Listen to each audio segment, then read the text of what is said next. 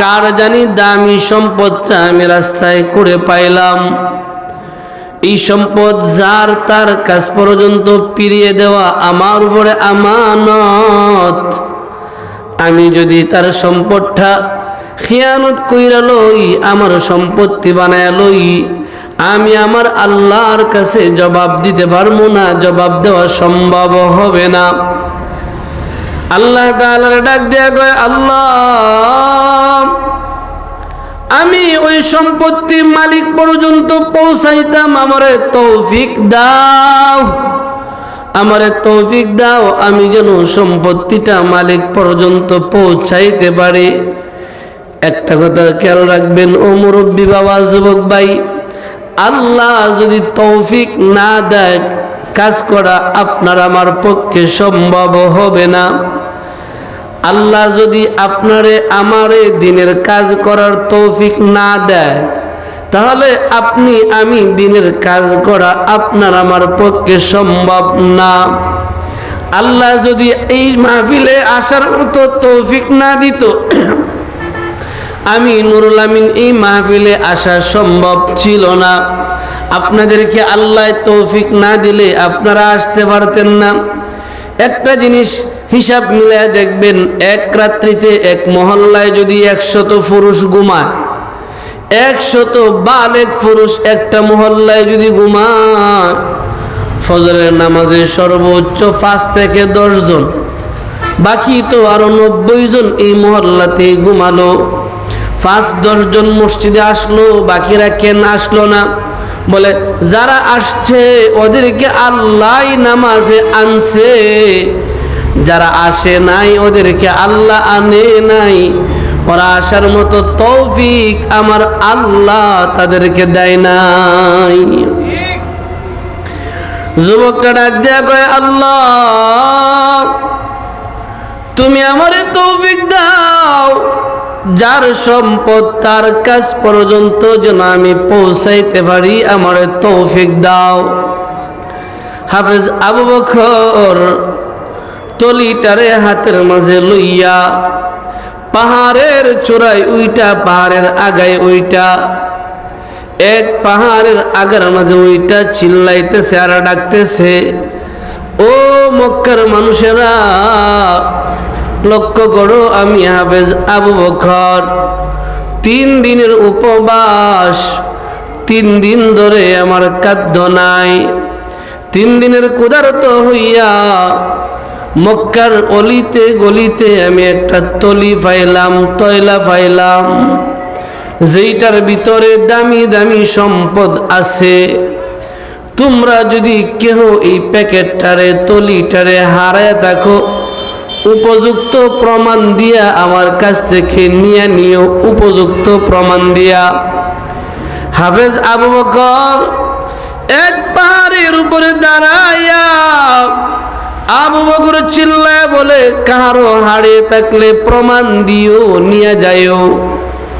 এই দিক দিয়া পার্শ্ববর্তী আরেকটা পাহাড়ের উপরে একজন মুরব্বী হাজী সাহেব পাহাড়ের উপরে দাঁড়ায়া দাঁড়ায়া কাঁদে আর বলে, ও মক্কার মানুষেরা রে, আমি তোমাদের দেশের একজন মেহমান মুসাফির, আমি একটা তলি হারাইলাম, তয়লা হারাইলাম। এই তলির ভিতরে কিছু দামি দামি সম্পদ আছে, যদি আমার তলিটা আমানত হিসেবে আমারে ফিরিয়ে দাও, কথা দিলাম 500 দিনার তোমারে উপহার দিব, পুরস্কার দিব। আমার তলিটা তোমার জন্য হালাল নয়, আমারটা তোমার জন্য হারাম। 500 দিনার আমার পক্ষ থেকে পুরস্কার হিসেবে তোমার জন্য হালাল। যদি কেউ পাও দিয়া লাইও, যে কন্ত এত দামি সম্পদ পাইলে কি কেউ দিয়ে দিত? স্যার বাসা বুঝুন কিনা আমার জানি না। আপনি যদি রাস্তায় একটা স্বর্ণের চাক্কা পাই, এটা দিয়া লাইবেন, এটা আইও দিয়া লাইবেন। আরে বর্তমান তো 500 টাকা পাইলে কেউ দেয় না, 500, মাত্র 500। 500 টাকা পাইলে খালি সুরত খুঁজে কোনো মতো নি পাওয়াটা ঢোকানো যাইব। এর নাম হলে গিয়া মুসলমান আমরা। হাফেজ আবু বকর পাহাড়ের উপরে দাঁড়াইয়া এলানটা শোনার পরে দেরি করে নাই, দ্রুত ওই মুরব্বিটার কাছে চলে গেল। মুরব্বিটারে কাছে গিয়া ডাক দিয়া কয়, চাচা আপনি কি তলিয়া হারাইছেন, তয়লা হারাইছেন, প্যাকেট হারাইছেন? বলে, হ আমি একটা পুটলা হারাইলাম, একটা কাপড়ের তলি হারাইলাম। ও চাচা বলো তোমার তলির ভিতরে কি আছে, কি কি মালামাল আছে বলো। মুরব্বিটা ডাক দিয়া কয়, এ যুবক, আমার তলির ভিতরে একটা গলার হার আছে, আমার তলির ভিতরে হাতের বালা আছে, আমার তলির ভিতরে কানের ফুল আছে, নাকের দুল আছে, আমার তলির ভিতরে নাকের ফুল, কানের দুল, গলার মালা, হাতের বালা আছে, আরো দামি দামি সম্পদ আছে। এ যুবক বাবা, পায়া থাকলে আমারটারে ফিরিয়ে দাও, কারণ এইগুলি আমার সম্পত্তি, তোমার জন্য হালাল নয়। যুবকটা ডাক দেয়া কয়, পৃথিবীর মানুষ, আমি তয়লাটারে করলাম, মুরব্বী যেভাবে বিবরণ দেয়, আমি এক একটা মাল নিজের হাতে হাতে হাতে দেখলাম। গলার মালার কথা বললো, আমি গলার হারটারে সুন্দর করে দেখলাম, হাতের বালা সুন্দর করে দেখলাম, কানের দুল, নাকের ফুল সবগুলিরে হাতে হাতে দেখলাম। নিজের সম্পত্তিটা যেইভাবে দেখা রাখতাম, ঠিক ওইভাবে চেক করে করে মুরব্বির হাতে দিয়া দিলাম। মুরব্বিটা আমারে দেরি করে নাই, সাথে সাথে ডাক দিয়া কন, ও যুবক, ওই যে 500 দিনার আমি ওয়াদা করেছিলাম পুরস্কার, তোমারটা তোমারে দিয়া দিলাম, নিয়ে নাও। 500 দিনার তুমি নিয়ে নাও। তুমি নাকি 3 দিনের ক্ষুধার্ত আছো, এলান দিছো। এ যুবক, তোমার সম্পত্তি তুমি নিয়ে নাও, আমারটা আমারে দেয়া দাও। যুবকটা মুরব্বির সম্পদ মুরব্বির হাতে দেয়া ডাক দিয়া কয়, চাচা আল্লাহ বলছে, আমানত রক্ষা করলে, বান্দার হক পরিপূর্ণভাবে রক্ষা করলে আল্লাহ নিজের হাতে পুরস্কার দিবে। কন্যা সুবহানাল্লাহ। আল্লাহ বলছে, বান্দার হক আদায় করো, বান্দার হক রক্ষা করো, আমানত রক্ষা করো, আমি আল্লাহ তোমারে নিজের হাতে পুরস্কার দিব। ও চাচা, আপনার হাতে 500 দিনার নিয়া আল্লাহর কাছ থেকে পুরস্কার হারাইতে চাই না। কন্যা সুবহানাল্লাহ। চাচা, পুরস্কার যদি নেওয়া লাগে আপনার হাত থেকে নয়, পুরস্কার নিব আমি আমার আল্লাহর হাত থেকে। এই জায়গায় যদি আমরা হইতাম, দেখ তো হেডি ভাই ছিলাম, আছে হেডি দিয়ে 500 কে ছাড়া কোনো সিস্টেম আছে? 500 তো আমার পুরস্কার। যুবকটা ডাক দিয়ে কয়, চাচা আমি নিতে চাই না, আমি নিমু না, আপনার হাত থেকে নিমু না। যে আল্লাহ তার কালামের মাঝে উচ্চারণ করেছে, বান্দা যদি আমানত রক্ষা করে পুরস্কার স্বয়ং আল্লাহ নিজে দিবে। সুবহানাল্লাহ। বান্দা যদি আল্লাহর হুকুম পালন করে পুরস্কার আল্লাহ স্বয়ং নিজে দিবে। চাচা, আমি আবু বকর 3 দিনের ক্ষুধার্ত থাকতে পারলাম, আপনার 500 দিনের নিলে আমি বড় লোক হব না, আমার জিন্দেগি চলবে না।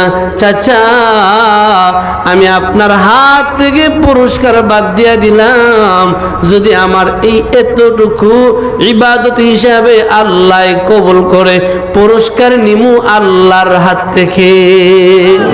যান, আপনি চলে যান। মুরব্বীটা যায় আর বারবার ফিসে ফিরে ফিরে তাকায়। রে, এমন মানুষও বুঝি দুনিয়াতে এখনো আছে যে দামি দামি গয়না গাড়ি পাওয়ার পরও ফিরায় দেয়। কন্যা সুবহানাল্লাহ। ভাই, এই আদর্শটা আমার ভিতরে আনতে হবে। আমরা তো একটা মোবাইল যদি কোনো মতো রাস্তা পাইলা, এটা সিম টিম বদলায় আমার, বুঝছেন না? কি তা কইছি তো, মোবাইলের লোভ আমরা ছাড়তারি না। আর 500 টাকা তো আরো দূরাত। 500 বুঝুন কিনা জানি না, গ্রামের ভাষা 500 টাকার লোভ তো আরো দূরাত। মুরব্বিটা চলে যায়, বারবার আবু বকরের চেহারার দিকে তাকায়। হাজি মানুষ আল্লাহর কাছে কান্দে, ও আল্লাহ, আমার বাড়ি হলো মালদ্বীপ শহরে, দূর, বহু দূর। আল্লাহ গো, আমারও তো একটা কন্যা সন্তান আছে, যদি আমার কন্যা সন্তানটার জন্য এই আবু বকরের মতো একটা যুবক পাইতাম, এমন একটা যুবকের হাতে যদি মেয়েটারে উঠায় দিতে পারতাম, আল্লাহ দুনিয়াও শান্তি পাইতাম, পরকালেও শান্তির আশা রাখতাম। মুরব্বিটা হাজি মানুষ আল্লাহর কাছে খালি কান্দে, আল্লাহ তুমি কি এমন একটা যুবক আমার মেয়ের কপালে আমারে দামান হিসেবে দিতে পারো না? মুরব্বিটা চলে গেল, প্রায় 2-3 বছর চলে গেল। হঠাৎ করে একদিন আবু বকর ব্যবসার কাজে লঞ্চ পথে বহু দূর সফরে বাহির হয়ে গেল। মালদ্বীপ শহরের ভিতরে ঢুকলো, সমুদ্রের মাঝে লঞ্চটা ঘূর্ণিঝড়ের কবলে পড়ে গেল। লঞ্চ ভেঙে গেল, চূর্ণ বিচূর্ণ হয়ে গেল, সব মানুষ মরে গেল। আল্লাহ কুদরতিভাবে একটা মানুষকে বাঁচায় রাখছে, ওই মানুষটাই হলো হাফেজ আবু বকর। সব মারা গেছে, একজন বাইসা আছে। কিতাবের মাঝে উল্লেখ করা হয়, বুঝতে অসুবিধা আপনারা। হাফেজ আবু বকর অজ্ঞান হয়ে গেল, পানির তলে গেল, পানি থেকে আল্লাহ বাঁচাইলো। নদীর তীরে আইসা বড়িটা পরে রইল, পূর্ব আকাশে সূর্য উদিত হলো। আবু বকরের চেহারায় সূর্যের প্রকাশ পড়লো, ঘুম ভাঙ্গিয়া গেল, লাভ দিয়া কয় ইন্না লিল্লাহ, আমার না ফজরের নামাজের সময় যাচ্ছে। সে তাকায় দেখে মসজিদ কই, মসজিদ কই। মসজিদ তালাশ করতে করতে দেখে দ্বীপের মাঝে একটা মিনারা দেখা যায়।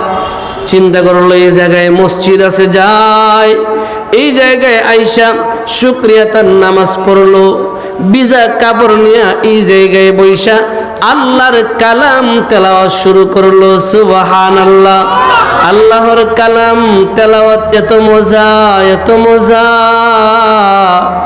যারা করে তারাও মজা পায়, যারা তেলাওয়াত শুনে তারাও মজা পায়।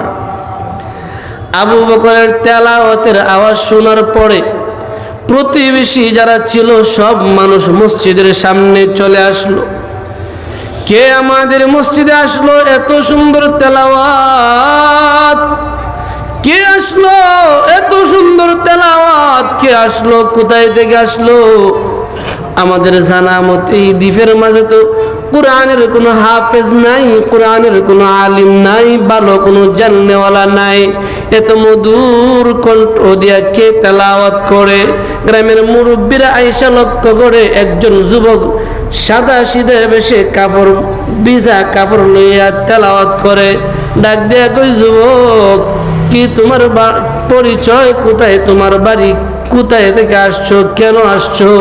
যুবকটা ডাক দেয়া কয়, চাচারা আমার বাড়ি বহু দূর, আমার বাড়ি মক্কায়, আমি রসুলের দেশের মানুষ, আমি ব্যবসার কাজে লঞ্চ পথে চলছিলাম, লঞ্চ ডুবে গেল, সব মরে গেল, আমার আল্লাহ কুদরতি ভাবে আমারে বাঁচায় রাখলো। ও চাচারা, আমারে কি আমার দেশে পাঠানোর ব্যবস্থা করা যায়?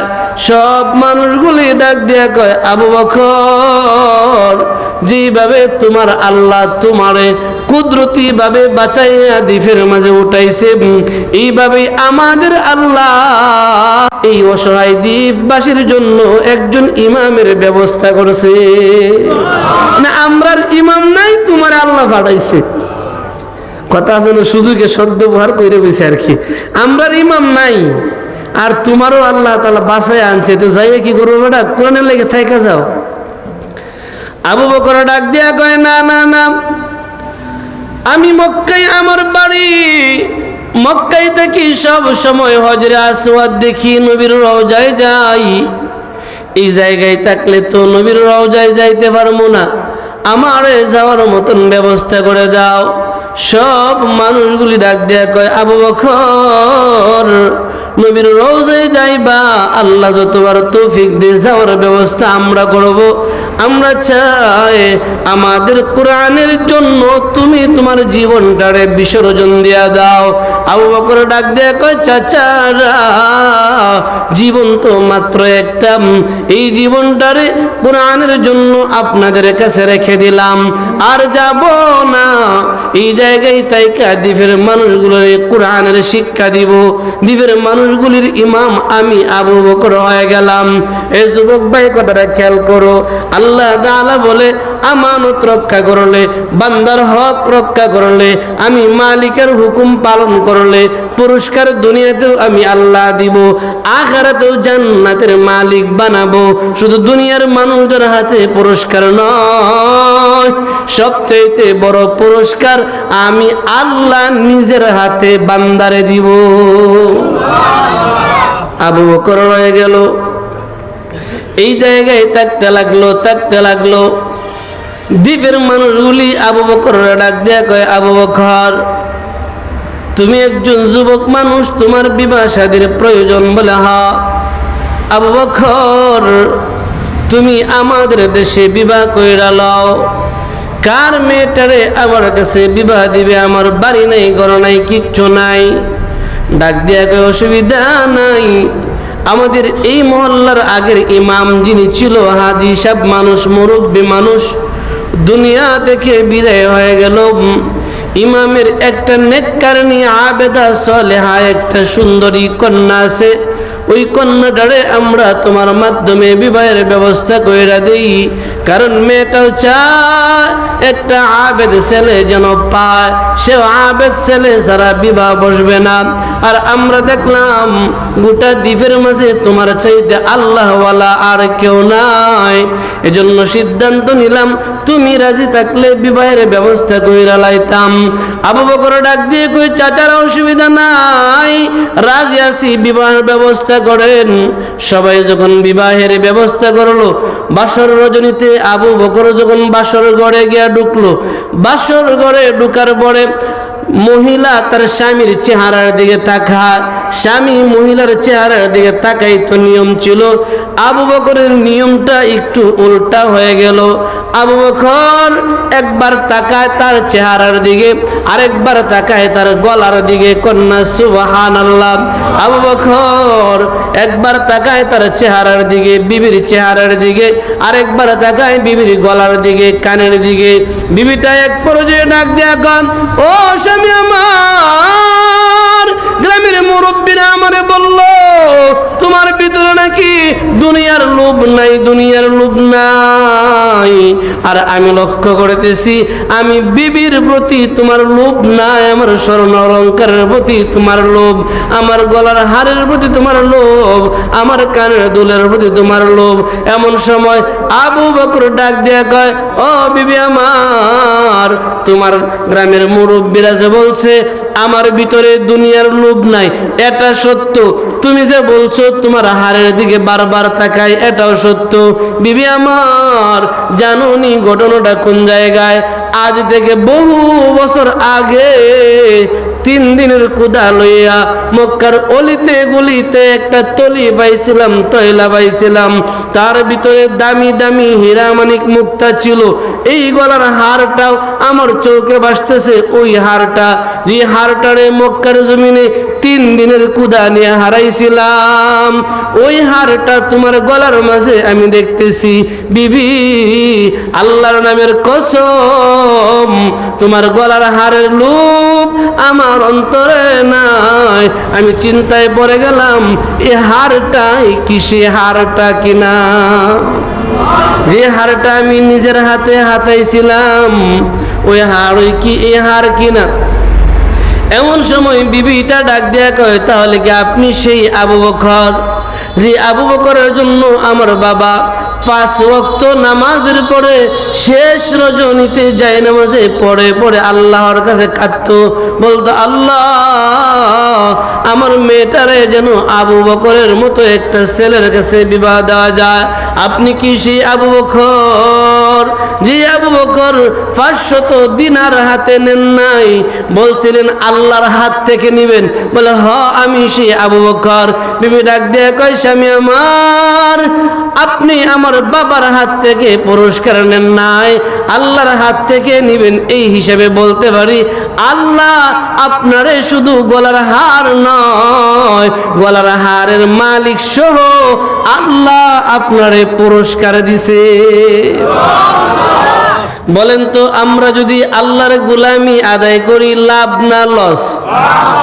আর একটু আওয়াজ দিয়া বলেন তো, আল্লাহ যদি খুশি হয়ে যায় দুনিয়ার কোনো কাজে আসবে না? দুনিয়া পাইলে পাইছি, না পাইলে নাই। আল্লাহ যদি পাইয়া যায়, আল্লাহ যদি পাইয়া যায়, দুনিয়া আমার কিছু আসে যায় না। আর আল্লাহরে যদি না পায়, আমার দুনিয়াও শেষ, আখিরাতও শেষ।